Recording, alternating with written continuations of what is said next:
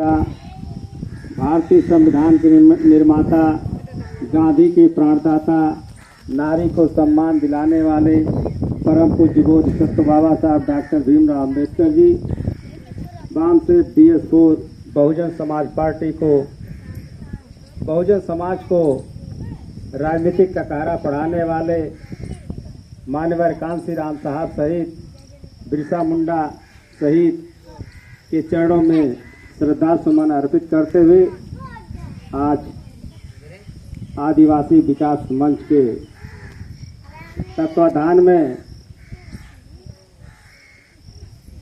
ऐमा बंसी में राष्ट्रीय विकास मंच के राष्ट्रीय अध्यक्ष परम आदरणीय परम सम्मानित माननीय श्री डॉक्टर शिव बच्चन जी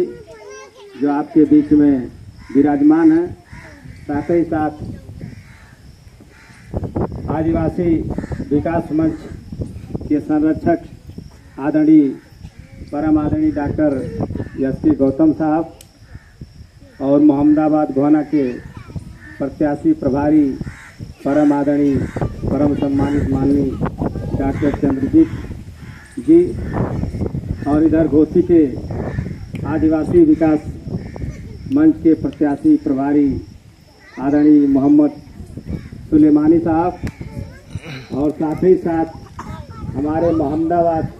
गोहाना विधानसभा के सटा हुआ मोहम्मदाबाद के बगल में ही सैदपुर ग्राम सभा है, वहाँ के हमारे प्रधान बड़े भैया आदरणीय शंकर बनवासी जी, इधर पंडित जी, इधर मास्टर साहब और इस गांव के नवनिहाल बच्चे, नौजवान साथियों, माताएं बहनों, आप सभी का हृदय की गहराइयों से हार्दिक स्वागत वंदन अभिनंदन करता हूं। इसलिए कि आप लोगों ने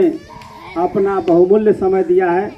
इसके लिए हम आपका हार्दिक स्वागत वंदन अभिनंदन करता हूं। और अभी चर्चा हो रही थी शिक्षा पर। सुलेमानी साहब ने बताया कि शिक्षा के बल पे बाबा साहब डॉक्टर भीमराव अम्बेडकर जी ने भारत की सड़क से लेके लंदन की पार्लियामेंट तक ब्रिटिश प्रधानमंत्री मैकडोनाल्ड के सामने शिक्षा की ताकत से अपनी शर्तों पे अपनी बातों को मनवा लिया। और इस देश में जिनको विद्यालय जाने से वंचित किया गया था, जिनको स्वास्थ्य सेवाएं लेने से वंचित किया गया था, यहाँ तक कि वह भी अधिकार नहीं था कि हम मजदूरी करके मजदूरी मांग लें। ऐसी परिस्थिति में बाबा साहब डॉक्टर भीमराव अम्बेडकर जी ने भारत में तो पढ़ाई किया ही किया, लंदन में, अमेरिका में, जर्मनी में, जापान में जा करके 32 डिग्रियां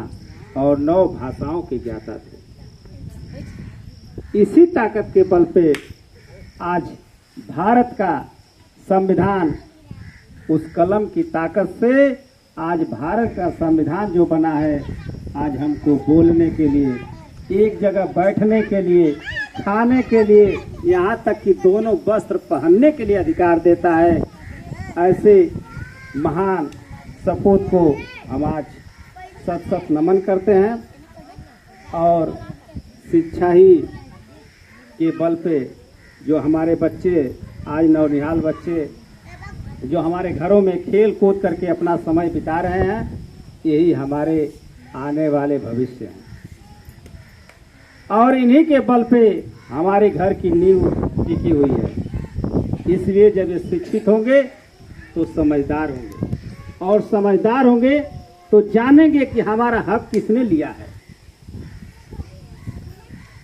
और कलम की ताकत से अधिकारियों के यहाँ लिख करके, पढ़ करके, बोल करके, समझ करके, समझा करके अपना हक